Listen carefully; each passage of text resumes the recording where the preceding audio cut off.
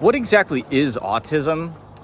I have a theory that you're not going to see in any official sources because, the problem to begin with is that mainstream science is so captured by this atheist materialist paradigm that suggests that that refuses to even consider anything spiritual. Now, the majority of the world's population understands that the spiritual exists, and it makes up at least a significant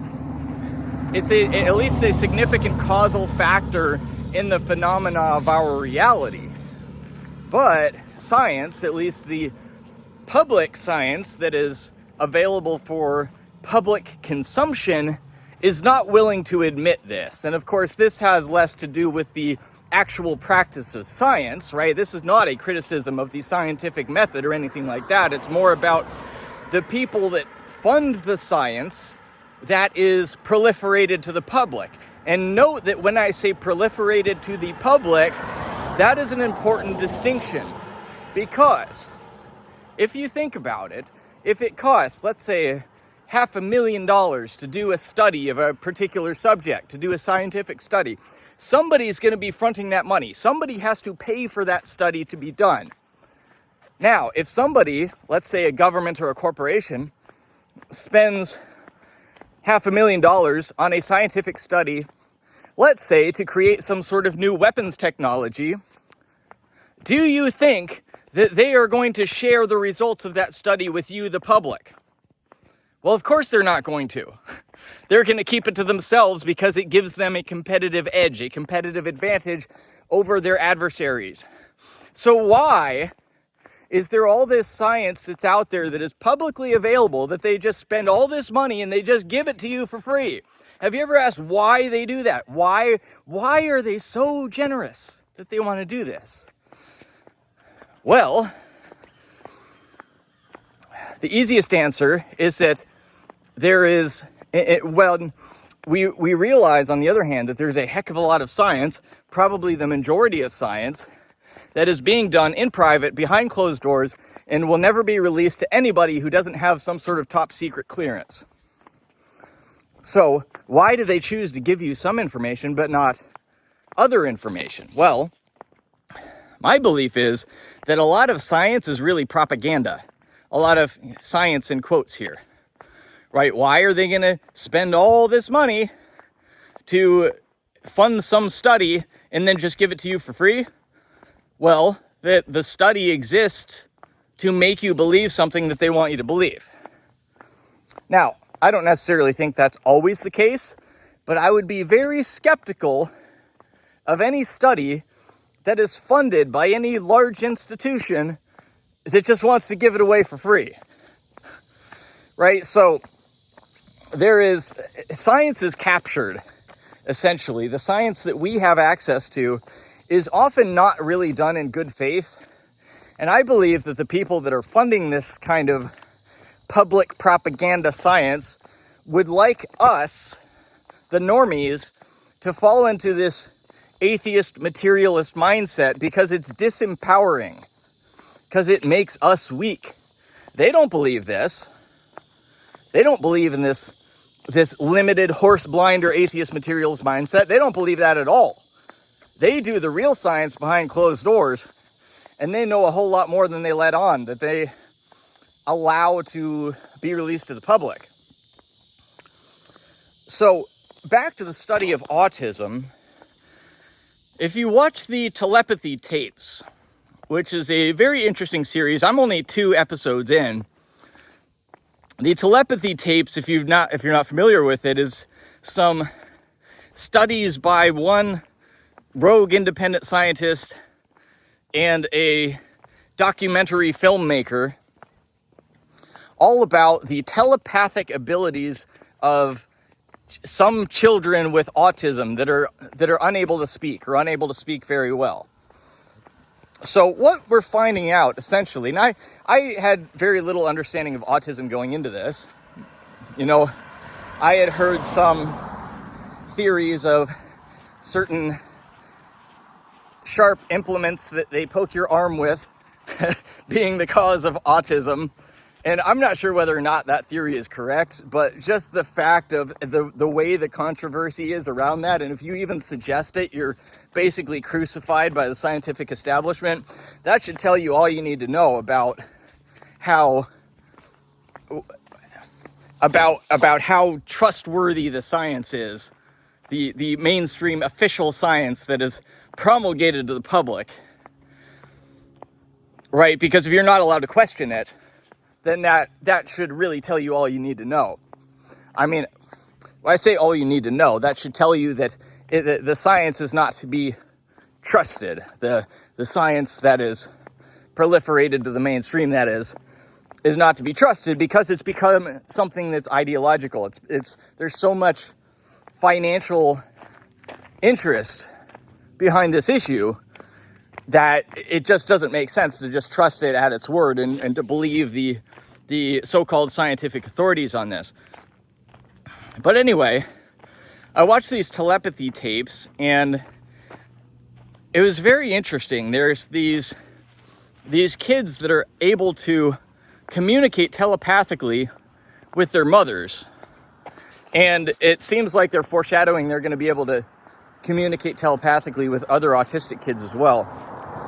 And they've tested this in a pretty bulletproof way. Like, they have the mother opened a book to a random page, and the child in the other room is able to tell them what page number it is, and things like that. So clearly there's something going on here. Now, these kids are unable to speak, and they go into a little bit of why that is, and apparently it's because they don't have very good control of their bodies. In fact, one of them said that he doesn't even feel the presence of his body at all. Like, he's not even able to conceptualize his own body, which seems a little weird to us. Another thing they said was that obviously the whole point of the series is that they're able to communicate telepathically, and also they see people that the rest of us do not see. And in fact, one of them even communicated with his long dead ancestors in a way that was independently verifiable. Like, he was able to know things about these ancestors that even the parents didn't know until they went back to their country of origin and found out that actually, yeah, he was correct. So,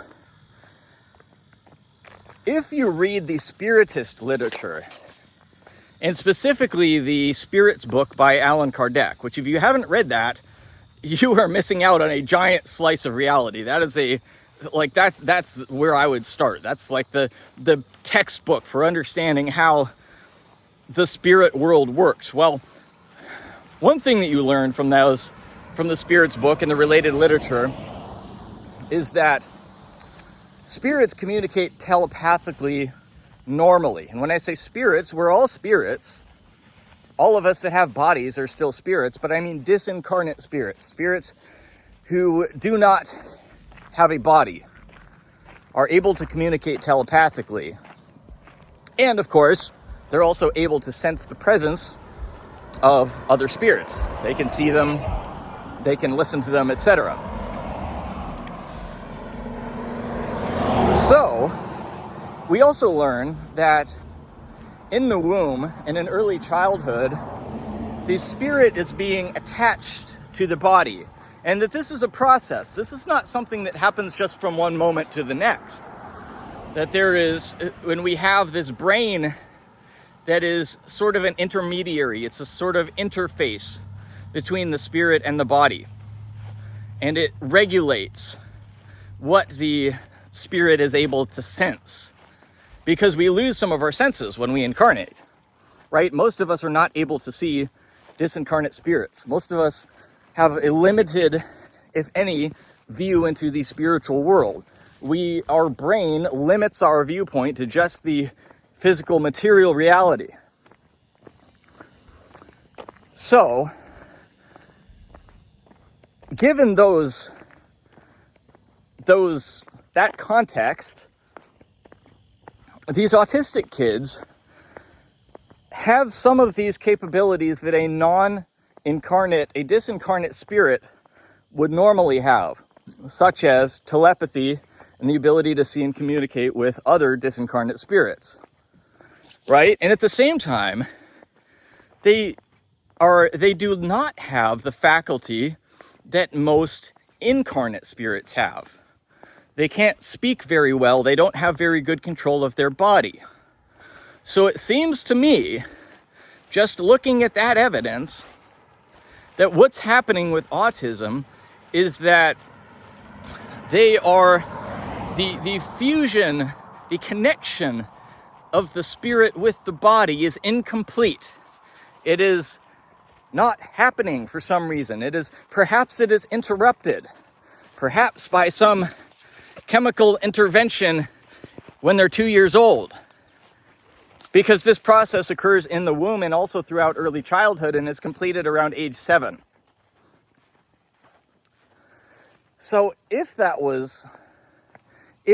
was something that interrupted that process, and it could be organic, it could be something like a medication or an environmental toxin of some sort, or it could also be something spiritual. There's something on the spiritual side that's blocking the complete connection of the spirit with the body. That would explain it, because they have they retain some of the normal abilities of a disincarnate spirit, and yet they do not acquire some of the normal abilities of an incarnate spirit. So perhaps there's something that's interrupting that process. Now, one note I want to make is that in this series, she keeps suggesting that autism is essentially a good thing that we just need to learn to understand. And I would posit that that's a poor way of looking at it. When we incarnate properly, we are fully attached to these physical bodies, and that's the case for a good reason.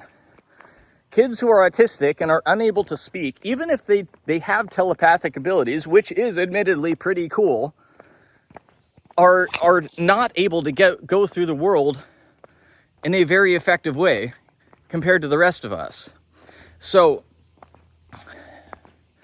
I don't think it's doing anybody a service to say that this is a good thing, or to celebrate neurodiversity, this kind of thing. I mean, it's almost like I'm severely nearsighted. I have to wear contact lenses or else I can't see worth crap. It would be pretty stupid to say that we should celebrate my visual diversity because I'm unable to see as well. I mean, blind people have heightened senses of hearing and other senses, which again, that's cool, but probably every blind person in the history of the world would prefer to have their sight if they could have the option, right? So instead of passing it off as, this is a good thing, we should still be looking for, why is this happening and how do we fix it? Because we will be fixing a lot of people's suffering if we do that. Right? I mean, even though there are upsides to this, just like with anything in the world, like everything that you could possibly experience, there's always an upside and a downside to it. So clearly there's an upside to this. But I believe that people like Robert Kennedy are doing a great service by trying to find the cause of this and fix it, because it's causing a lot of harm to people. Even if there are upsides, I don't believe that the upsides make up for the downsides. So let me know what your thoughts are in the comments. This is just kind of me brainstorming some ideas that came into my head after watching the first 2 episodes of the Telepathy tapes. If you haven't seen the Telepathy tapes, it's pretty cool. I recommend it. And of course, the Spirits book by Allan Kardec. If you haven't read that, that's like stage 1 required reading material. So check that out as well. And I'll see you in the next one.